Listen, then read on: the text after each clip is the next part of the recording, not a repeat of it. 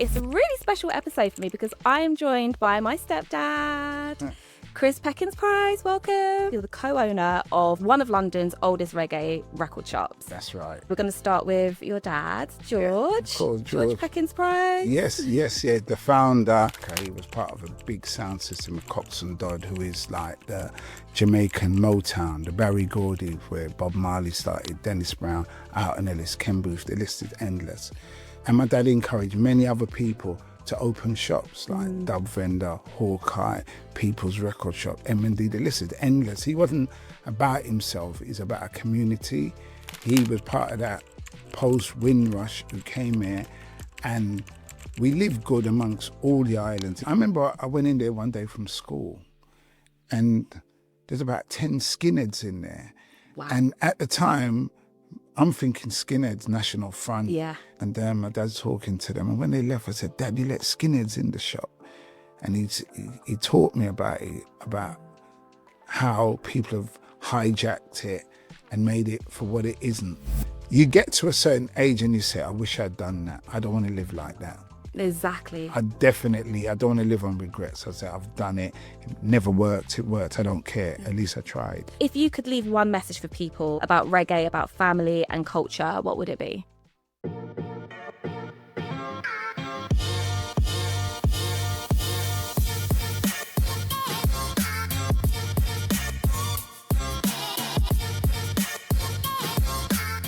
Hi Black Circle family, welcome back to another episode of the Black Circle podcast, and today it's a really special episode for me because I am joined by my stepdad, Chris Peckings Price. Welcome. Welcome, Zozo. That's my name for her from she's a baby, so it is crazy. She's interviewing me, but it's magic. I'm a big fan of what you're doing. Aww. And I think this is a great platform for black people. It is. Young and old. Yes. So you got an old one now. You got an old one today. No, forever youthful, forever youthful. Let me do a proper intro for people who don't know. Yeah. So basically, Chris Peckings Price, you're the co-owner of one of London's oldest reggae record shops. That's right. And we're going to talk about the origins and foundation of all of that. Yeah. Let's start there. And so we're going to start with your dad, George. George Peckings Price. Yes. The founder. The founder. He's the man. Came from Jamaica in 1960. But prior to that, he was in Jamaica. He was part of a big sound system of Cox and Dodd, who is like the Jamaican Motown, the Barry Gordy, where Bob Marley started, Dennis Brown, Alton Ellis, Ken Booth. The list is endless.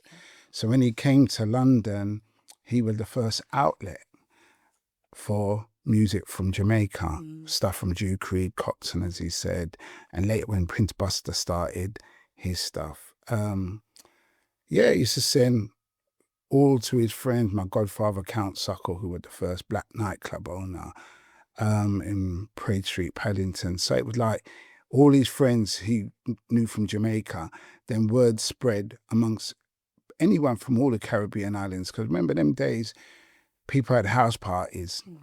They wouldn't hire us clubs. So all our entertainment, we provided ourselves. So in the Caribbean community, in Notting Hill, Brixton, Peckham, Birmingham, Manchester, all over. So he would like, Peckings has got Studio One or Duke Creed or whatever. So he was the focal point. So kind of paint a picture back in Jamaica. So before he even arrived over to the UK, what was his involvement in the music scene there, and how did it start for him there? Well, my dad was born in Kingston. Basically, he was a face. Coxon was like his younger brother, and he took him under his wing. So basically, they grew up on jazz. My dad's a jazz collector. And later on, rhythm and blues, which was coming from you had Mississippi and New Orleans. But in the Caribbean, they like New Orleans because it was faster. So then in the 50s, they had a sound system, Coxon Downbeat, which Coxon started.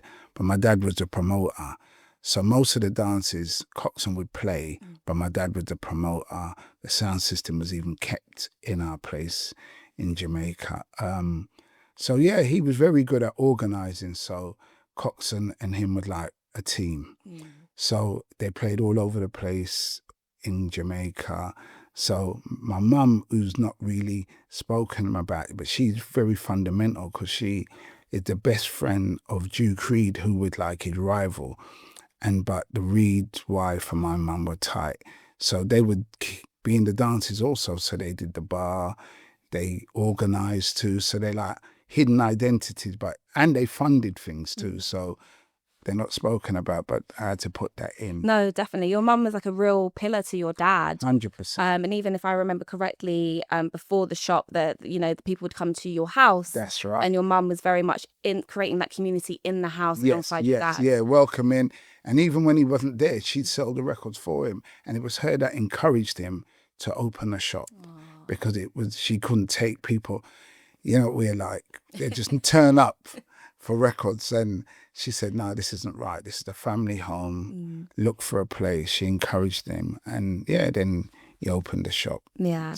And that shop is kind of a part of my childhood, really, because even before I knew you or knew of the importance of the shop, it was 2 doors away from where I grew up. Yeah, exactly. And Gilroy used to go there. It's such a crazy thing. And as you said, it's a community place. And my dad encouraged many other people to open shops like Dub Vendor, Hawkeye, People's Record Shop, M&D. The list is endless. He wasn't about himself. He's about a community. He was part of that post-Windrush who came here, and we lived good amongst all the islands. It wasn't like, oh, you're from here or you're from there. It was that unity, people from Africa. Because people come to my shop from everywhere, all over the globe, and it's like, oh, Peckings, they know the history of it. Some of them just come to buy records to say they've been in there. Yeah. So it's that kind of like thing he set up. That was his vision, to leave something for his children to build on. And then me and Duke clubbed together. Duke came up with the idea of starting Peckings label, which we did. And it's grown on. Bitty McLean, Gappy Ranks, you name it, the list has become endless. And we'll dig in a little bit. Yeah, because you are, like you said, you are co-owner of Uncle Duke, and so you guys run that together. So I know that history kind of often credits Chris Blackwell for bringing reggae to the UK first. So why is that story incomplete, and what role did your dad really play in that? Well, the story, there's our story and there's their story. Yeah. But our story is always the real story, which gets pushed to the back. I think Chris Blackwell got involved from about 62, 63. Could be wrong. Yeah, but not before my dad, definitely. So when my dad started putting out records, he was definitely the first, because Studio One and Duke Reid were the first two. So they would only send records to their friends. So my dad had people like Duke Vin, the first sound system in England, and as I said earlier, Count Suckle, my godfather. They were the two name sounds, and then you had people up in Birmingham, Manchester, Liverpool. So when my dad was selling records to them, he wasn't involved. He come in later from Jamaica, and he was part of a label called Trojan, and the name Trojan comes from Duke Reid. So his sound was Duke Reid the Trojan. So that's when his involvement started distributing. And the only reason that really happened is because my dad didn't really want to work with Duke Reid, because he was Coxswain. So Duke Reid needed his own outlet. So that's how Island thing come around, getting his stuff to put out. And then later Coxswain would get him stuff and stuff like that. I mean, he has played his role, not knocking him. But like, as you said, there was other people who came in also, because people bringing up records, like my aunt. She'd come from Jamaica. She'd have a little bit of clothes and 4 cases of records for my dad. All my brothers, same. Trevor, few bit of clothes, 8 cases of record. Duke, Tony. So it was a thing that my dad, the growth of people wanting records became, as I said to you earlier, because we weren't getting clubs. So we had to keep our own parties, and they wanted fresh records all the time. And like word spread, I hear about Peckings. He's in London, he's Dada, and such, and that's how it kind of grew. It's beautiful. And that need and to keep that connection with back home, like you said, whether it was Jamaica, St. Lucia, Grenada, whatever, like that need for us to keep that connection And, you know, George, he played such a pivotal role in keeping that bridge between culture and being in such a foreign land. Yeah, definitely. And what I did want to ask as well, so what kind of do you think motivated him to keep pushing the music in a country that wasn't welcoming to Black people? Well, I think what it was like we was in the infancy of our community then, Right. and there was a need for it. Like there was a need for Caribbean food. Mm-hmm. There was a need, like we weren't catered for. We came here, well, we was invited here. I hate the word when they say immigration. We were migrants, and they paid for us to come here. And like you said, we contributed a lot, but we was overlooked. Yeah. But we made the most of it. Like your grandparents, mine, they never came here to stay, I don't think. They came here to work. Make their money, go back. But they got trapped because they had us. Once they had us, they had to work with it. And then they threw their partners amongst one another. There was no, you're from here, you're from there. Everyone threw their partner together. African. For people who don't know what partner is. Well, a partner was a saving thing. And we, as a community, Black people, we put money in. 1 week you get it, next week you get it. And no one was robbed. And that's how we built our houses and bought our houses through that kind of system. So when we had our houses, we kept our parties. We sold our drinks. Shebeens and the whatnots. And it all grew up until we started opening clubs. Because that's one thing I don't understand. We kind of like, we've reversed as a community because that generation, they bought houses, which we're not really doing. Obviously, the prices are more now, but there was a time houses were cheap and we still wasn't buying them. Venues were cheap and we still wasn't buying it. And now the problem we have today is we have to hire from other people who necessarily don't even like us, but our money's good because we spend money. And we should have been building things like from back in the day. And that's my only kind of gripe. Like, my dad had that vision to build. So he didn't care. You could have had 10 record shops on Askey Road. He would have been happy that we got it. Yeah. Understand? That there was always space for... There's always space for more. And I think that's what you're trying to encourage. Like, people come to me about doing music and I encourage them because I want to see us out there doing things. Yeah, absolutely. And there is space for all of that. Yes. Going back to the record shop on Askey Road, because it was the old place and the new place is how I always break it down. Yeah. And you know how legendary that became. What was the vibe like when you were growing up around it? Oh, it was crazy. It's funny because when it first opened, it was my dad and Trevor in the shop. Yeah. And as time went on, people wanted more records, so Duke and Saxophone would go out doing deliveries on a Saturday. And that kept up for a while. Trevor wanted to do something, he left. I was in school. And Hawkeye, Roy Forbes, that's another thing. My dad had 3 people that lived in the house and they all opened record shops.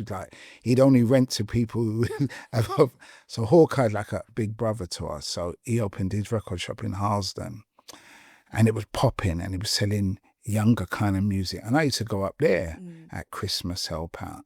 And my mum pulled me up one day. She said, "Are you going to Roy?" Even though Roy's like her mum to second mother to her, she said, "Are you going to Roy and your dad's got a shop?" And I thought, oh, it's true.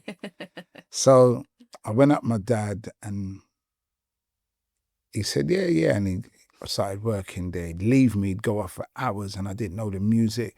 His crowd was older. I didn't know how to sell rhythm and blues to them. But I learned it and I enjoyed it. And my friends used to come from school. Everyone had their little sound system. So they'd come in and I was kind of happy about it. I was like, yeah, I feel like I'm the man now. And they'd come in and it's like, Chris. And because of that, I brought a younger energy to the shop them times because my brothers had moved on. They were doing other things. And I was the youngest, so I was in the shop with him. And I just had a love for it, although I had other loves for other things. But my dad, it was like trying to, it's like when you're dealing with older people sometimes, you have your vision, they have their vision. Yeah. But I had to work within his vision to introduce my vision. Yes. And sometimes it was like, no. Then eventually, and then he was getting older. So he's like, all right, then you can do the shop more. So it was like the teacher-student relationship. Yes, that's and what an it is. apprenticeship without even knowing you were an apprenticeship. I think we all had it. Right. So Trevor had it. Yeah. Duke had it. Tony had it. We all had to go through his system. Yeah. Which is very regular. And I think because I'm the youngest, it changed. When it got to me, he was more relaxed. Yeah. So I got what they never got. Yeah. And they were like, boy, how you get him to do that? How you do? But it's time. Yeah, it is. And again, just walking past, there was always this energy, and the music's pumping out, there's energy, and it would be full. And I just remember thinking, oh my God, like, what is this shop? Like, obviously you're playing the music that I play at home, so I knew it was like part of our culture, but it was always like, oh, okay, it's really loud. And I was in primary school age this time, but just those are my earliest memories of the shop. And like you said, it was like culturally, it was like, I remember I went in there one day from school, and there's about 10 skinheads in there. Wow. And at the time, I'm thinking skinheads, National Front, this and that. But they all seemed to know my dad, all right, George, and da-da-da. And my dad's talking to them. And when they left, I said, Dad, you let skinheads in the shop. And he taught me about it, about how people have hijacked it and made it for what it isn't. And he's been selling records from whatever to white people who were dressed like whether mods, rude boys, whatever, skinheads. And it wasn't them. It was a different one. I was like, okay. And then Prince Buster used to stay with us. And he like the king to skinheads. Madness, Bad Manners, The Specials, you name them. Prince Buster is the blueprint for them. And I say to him, because he'd been coming to England from the 60s, and he had the hit Oh Carolina and stuff like that. And I said to him, Al Capone was his another hit. And I said, how do you sing to these people? They don't like black people. And he's like, no, Chris, you got it wrong. And it was just like trying to understand, because what we were seeing on TV or the football terraces or up north, not really so much. London, probably in the East End, back out of, you were seeing a different perception of them. And it was like, okay, that's right. And this is the thing that annoys me, and the part that media plays in like this division, because it was only kind of like, I would say recently, that I understood that the skinheads, they adopted their culture, the fashion. That's right. From us, so from the Whitwash generation. 100%. And it's a shame that it was subverted into something that later became a dark movement. Yes, that's but right. actually, like you said in the beginning, it was this cross culture and appreciation rather than this dark. Yeah, you're thing. right. Yeah. And you got to remember, like you said, you look at any picture from the Windrush video of people coming from Africa or the Caribbean, when they're coming off that boat, they look immaculate. Immaculate, down to the kids. Every one of them, they wear this. So we was wearing like tonic suits, mohair suits, and the English started. They was making them, but it was only like a certain class of them wearing it. But when people was coming over here, they were seeing how we were dressed and the music. Because England is one of the best place that really kind of like adopted our music, whether it be soca, reggae. It's culturally better than anywhere in the world. Anywhere. Even the US, you would say? Way more than the US. Because you got to remember, in the US in the 60s, depending on where you were, black and white didn't mix. Yeah. Segregation, Jim Crow. Yeah. Jim Crow. And England might have had its problems, but it wasn't like that. Because you had things like, they used to have this place in Lambeth Town Hall, which I think is Brixton Town Hall, where they had these parties or dances where it was all culture would go. You can look it up on those Pathé News, you see it.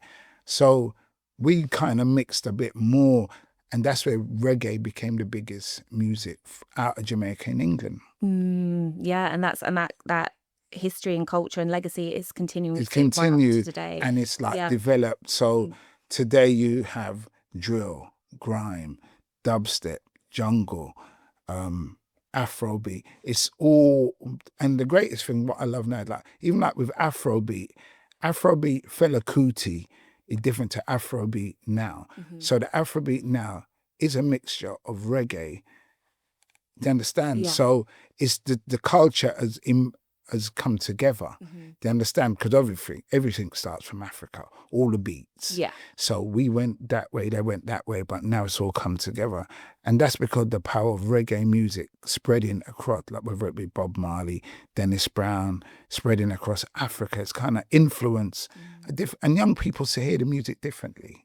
Absolutely. And even today, you know, on TikTok, even I see like these really remote villages in Africa, and they're like dreaded up. They're listening to dub, whatever it might be, and they're really celebrating the culture. Yeah, there's the power of music. Music doesn't know any color. Music is just music. So if you go to places like Poland, they have dub sounds. Yeah. Japan is crazy. They've never been to a place. Even in Goa, in India, they got big sound systems, and it's kind of like music's broken down all those barriers. It has.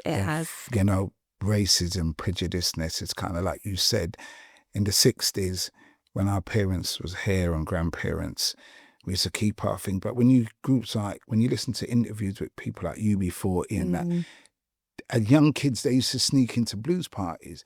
That's what gave them the inspiration to want to do this.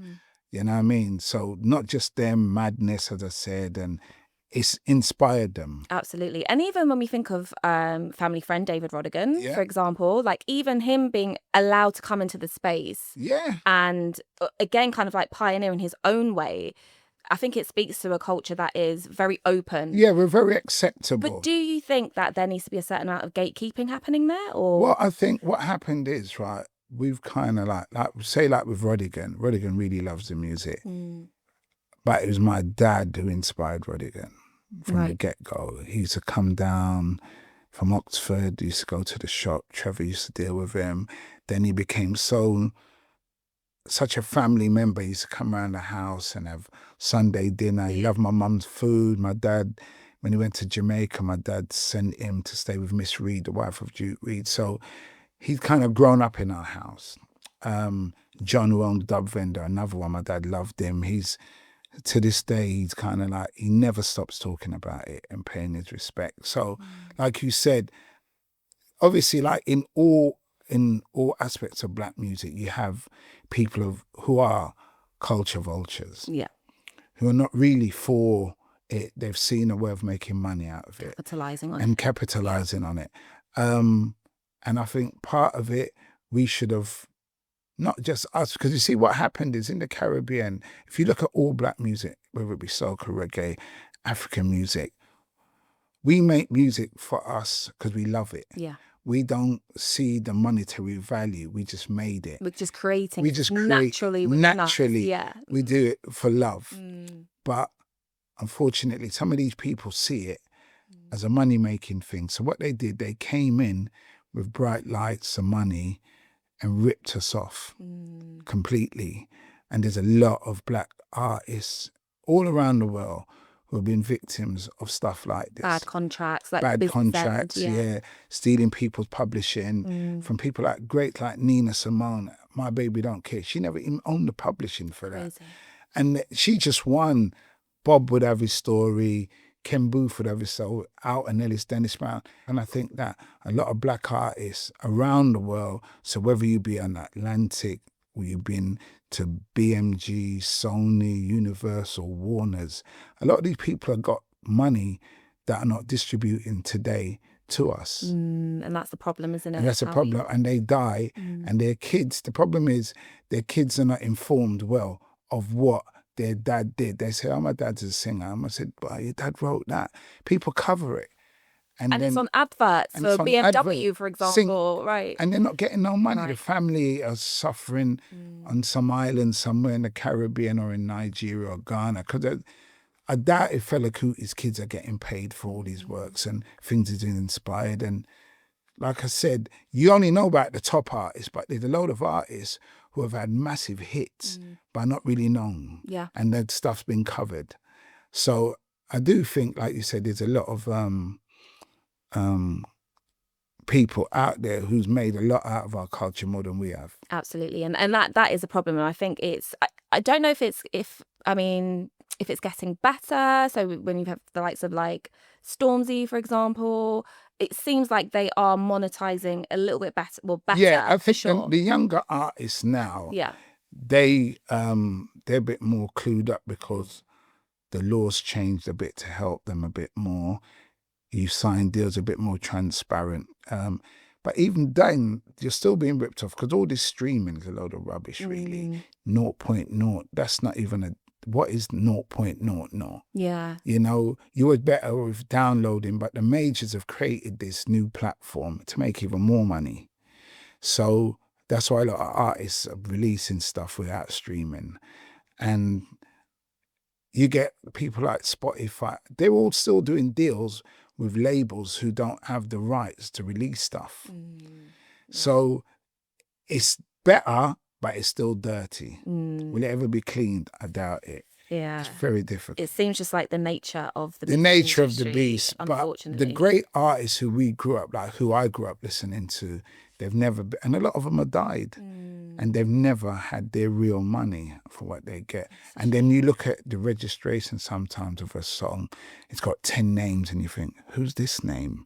Who's that name? Nothing to do with it. Because you got people that went on and got registered stuff before we all got clued up on it. So you find like the duplicate claims on a song. And Jesus, it's a mess. It's a mess. Yeah, it's a mess. Absolutely. So I know before, kind of when you were in the record shop, like 100%, you had your own journey outside of that. And you didn't always start with the music, but you was in IT and things like that. So when did the penny drop for you and you was like, okay, I want to really plug into this full time and be here and grow this and grow my dad's legacy? Well, to be honest, we all wanted to do it. This is one of our dad's problems. That's because we all wanted to just work in the shop. But he was like, no, go and learn a trade. People from the Caribbean got this word trade. Yeah. Learn a profession, trade this. So Trevor's painting and decorator. Duke was a tailor down Savile Row, doing very well. I liked IT, so I got into IT. I was working at P&O in Aldgate East.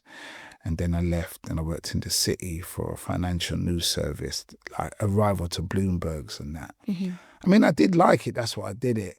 But I didn't really have job satisfaction. Yeah. And my last job was in Stockley Park, where they do the VAR now. And I mean, I liked it. It was good money. That's why I did IT. But I didn't have job satisfaction. But all the time I worked shifts. So when I wasn't working there, I was in the shop. I remember you did nights. Nights, remember? Yeah. It's 12-hour shifts. Crazy. And I did enjoy it because it allowed me, and it had money, so I could look after the family and do things like that. But as I got older, I got more fed up, and I was thinking, I got to get out of this because I need to know what I'm doing myself. No one knows the time when you can leave this place, and I wanted to do something. So in 2007, I just took the leap of faith. And I was happy to do it. And then we moved the shop from 142 to 81. As I said, Duke came up with the idea of the label. So at the back of the shop, we opened the studio. And that's where we kicked it off. We're doing the stuff with the Bitty McLean, then the Gappy Ranks, and then Taurus Riley and stuff. So I'm happy. Thing is, as you get older, it's all about money. You say, how much money do you really need to be happy? So I'm happy to earn less and have my own freedom than to earn a lot and not be free. Yeah. And that's how I weighed it up. And that's why I said to your mum, how much do we need a month? And, and she said, this is what we need, this is what we need. And and you lot was all getting bigger now. So it's not as expensive as when you're younger. So it's like, you got to, I'm not telling anyone to go and leave their job today, but know what you're doing, and you got to know you need to subsidise your living. Yeah. And that's a common theme with guests that have come on here. Like they've taken that leap, they've made that transition into their purpose, out of their full-time role. And they've said the same thing, like weigh up the costs, take calculated risks. Yes, 100%. Take a calculated risk. Yes. Know your limitations, know what you're working within, and make that judgment. Yeah, because in your life, you have to alter your life a bit more. So I'm not going to go out and buy trainers for £200. Right. Because that period of my life that's gone. That's me growing up now. And I think a lot of people have this problem. They don't know when to give something up, when you know you've got to tailor your life to meet the expectations where you're living. So you can't be, your rent's £1,000 and you're earning 2, but you're still spending like you're not got that expense. So I know I had home and the shop to deal with. So I tailored it and I was happier, much. And I think I've put years on my life by not working, because all my friends who still work in IT, they're miserable. Yeah. Proper miserable. I talk to them, how's it going? Oh man, I should have left ages. And that's the other thing. You get to a certain age and you say, I wish I'd done that. I don't want to live like that. Exactly. I don't want to live on regrets. I say, I've done it. It never worked. It worked. I don't care. At least I tried. And I think there's something really powerful about the honesty of being like, you know what? For me, it's not about the money. I place the importance in the legacy, the purpose, the work that I'm doing. And a lot of people are very honest about that. I think for them, they're scared. I think they think that success is a certain bank balance. Yeah, that's right. But it's not. Yeah, like you said, when you get to the end of the day, whatever that last day might look like, and you've spent no time with your family, you've worked yourself, you've got health issues. Yes. Okay, but your bank account's huge. Okay. So, yeah. A friend of mine, he drives the trains. He just retired. We're the same age. We're going to be 60 this year. And he got emphysema. He had a big payday and he got a good pension, but now he's sick. Yeah, and you can't even enjoy that. And you can't enjoy it. Yeah. And this is the thing. I don't want anyone to do that. And I'm all for, when you work for a company for all your life, they get the best out of you. Yeah. And you're just basically feeding the people. When they get to an age, when they're playing golf, you're working 24/7, they're out on a golf range, and you're propping them up. Yeah. And I'm not propping no one up like that. No, my dad left us something to build on, and we're building on it. Absolutely. And then that's it. Absolutely. Yeah. And so you've mentioned like the likes of Bitty McLean, Lee Scratch Perry, Duke Reid. So which moments would you say for you in your career really stood out personally? I remember, it's kind of funny, and I've heard of Coxsone all my life. I'm the only one born in England. All my brothers are born in Jamaica. So I've heard of him all my life. And then one day I was about 9 years old and there was a knock at the door. And when I opened the door, and there was 3 men and 2 women and a little girl standing in the door, and they said, Peckings here? I looked at them and I went in the room. I said, Dad, there's some people at the door. So he came out, and then there's all this noise, happiness. Oh. And then my mum came out and all of this. I don't know who it is, and they come down. I think Duke was there, he came downstairs. So it was Coxsone, it was Lee Perry, and it was Bunny Lee, 3 of the biggest producers of all time. Or if it was like now where we have got phones, we could video. Yeah. And it was all sitting in the living room. And I don't know who they are then. I just heard his name Coxsone all the time. And it was all there. And I was thinking, wow, what a moment. And it's like, my dad was so happy, that he's reconnected. Because this is like his friend for whatever. They've had their ups and downs, but, they see it. They'll argue today and then tomorrow they're the best friends. And they were... Yeah, Bunny Lee, what happened is they didn't know where my dad lived, but Bunny Lee did, and he brought them there. And I'm thinking, wow, this is crazy. How we made that work before phones, Before phones. If it was now, it'd be like people, you tell people they won't believe you and you think, no. And, but all 3 of them were in the living room. Crazy. What a moment. What a moment, yeah. And I was like too young and too innocent to really know what was really going on. But I think back about it, and me and Duke talk about it all the time. So imagine if we had a video to film. And there was other times, like I used to go to New York a lot in the 80s. My dad used to send me to buy records. And I used to stay with Coxsone. And he'd known me like from little when he obviously stayed there. Then when I first went, I was about 17, 18. So from then to 30 odd years old, me and this man's in the studio at night, he's running off masters. I'm in there with him. I'm listening to unreleased Bob Marley, unreleased Dennis. So much great stuff. And now, because our conversation now, because he was talking to me young, but now I'm older. Yeah. He's dealing with me like a big man now. So we're talking on levels. He's telling me a load of stories about my dad and the sound system. And it's crazy. And I never videoed him. And I used to, them times, and I just think, we're just having a moment. I don't want to spoil it and put camera in his face and that. It takes away from the... It takes away from, that, exactly, right. from the authenticity of it. We just, you know, because he probably gets that all the time. And he like my dad, they don't really like cameras in their face. He do it for me, 100%.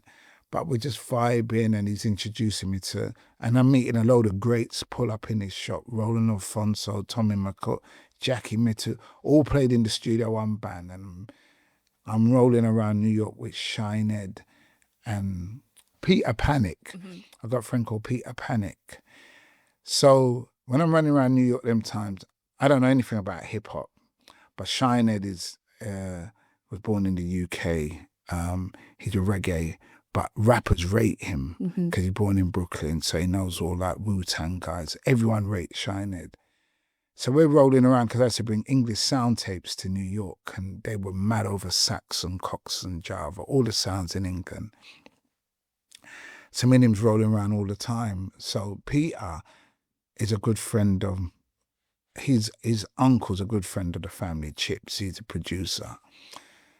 So I went to this guy, Clark Kent's house, and I remember he was telling me about this guy and he had first pressing of Beyond Any Reasonable Doubt, Jay-Z's album. Right, yes, and yes.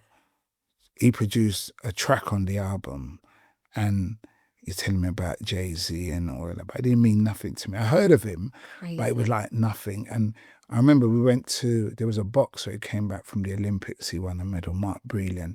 I went to his block party, Fat Boys were there, Salt and Pepper. But reggae was just my thing. Yeah. You know what I mean? It was your bag. It was my bag. And I regret it. I'm thinking, man, I should have got a first copy of that. Because that album's so hard to get now. And he was the one who got impressed. Because the thing is, what people don't understand, it was the people from the Caribbean who own the pressing plants in New York. Right. Own a load of the record shops. So you'd go in there, you'd see like Pete Rock, you see like all of them looking for breaks on track. I didn't know that. All of them. And that's how I met, Kool Herc.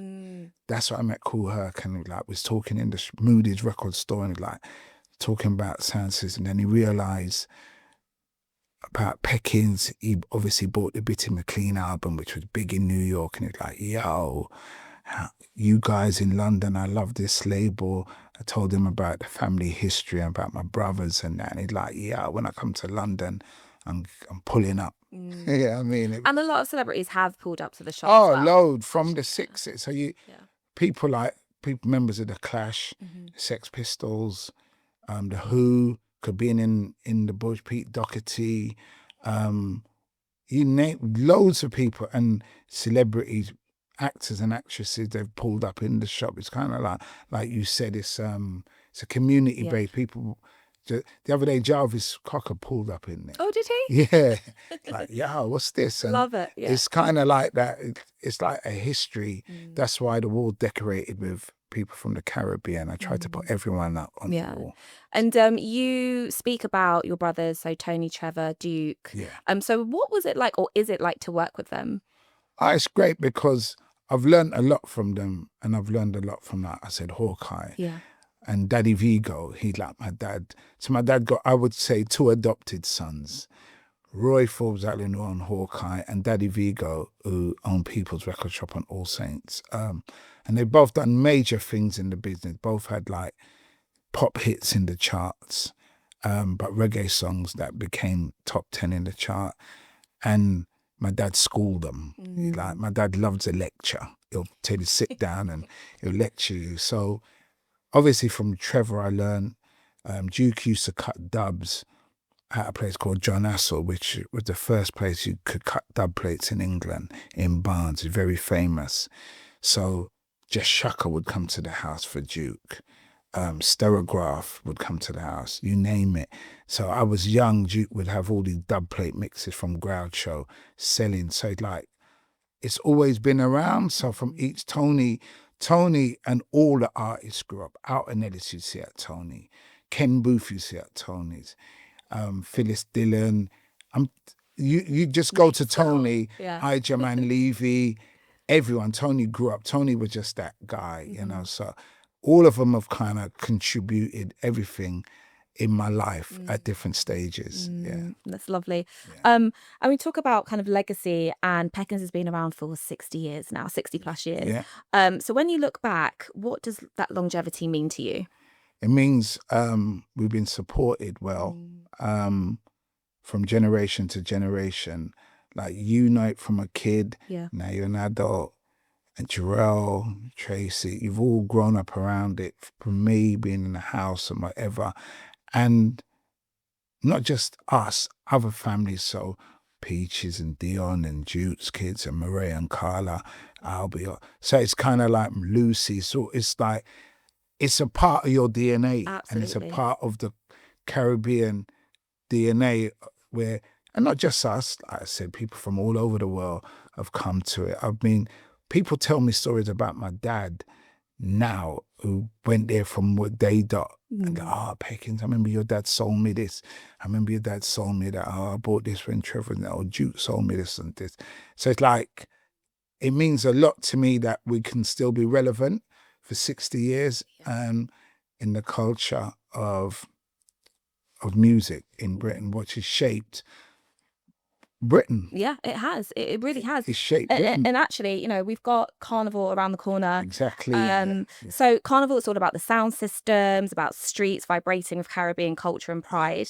So how do you feel hearing reggae and dancehall so deeply woven into British identity now? And I know we kind of touched on that a little bit. Because even when I look at the younger generations, right, black, white, whatever they may be, they're speaking like slang that is originated from Patois, but they don't even know it. They don't even know the words that they're saying, like where that's come from. Well, that's the power of music. You see, music, that's why music's blind. It doesn't have a colour. Although we make it, we're the engine behind it.